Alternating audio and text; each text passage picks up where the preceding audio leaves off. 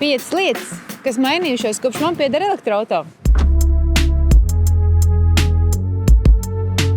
Pirmā lieta – izdevīgāk pārvietoties. Kopš es braucu ar elektroauto, man izmaksā 100 km vidēji no 2 līdz 2,5 eiro vasarā. Ziemā, kad bija krietni lielākas salas, izmaksas sastādīja aptuveni 5 eiro. Novietot mašīnu Rīgā var bez maksas, iebraukt Jūrmalā arī var bez maksas, un papildus ieguvumi nodokļu atvieglojumi, ko iegūst elektroauto īpašnieks. Otra lieta – mazāk apkopes. Nav eļļas filtra un eļļas maiņas, atgāzes sistēma neprasa savu uzmanību, un mašīnas bremžu sistēma kalpo krietni ilgāk, jo mašīna savu ātrumu samazina, izmantojot rekuperāciju. Trešā lieta ir jāplāno uzlāde, iepērkoties pie darba vai mājās. Kad plānoju tālākus maršrutus, es noteikti ieskatos Ignitis un elektroauto uzlādes kartē, lai plānotais maršruts noritētu raiti un bez aizķeršanās.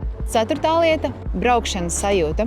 Braukt ar elektroauto ir daudz tīkamāk, jo viņš ir dinamisks, kluss un pilsētu vidē ļoti pateicīgs. Piektā lieta ir apziņa, ka es braucu vidē draudzīgi. Aiz manis nepaliek izpults gāžu mākonis, un pārvietojoties vidē, kur uzturās mani bērni un arī es, atstāt aiz sevis tīru vidi ir tas patīkamākais.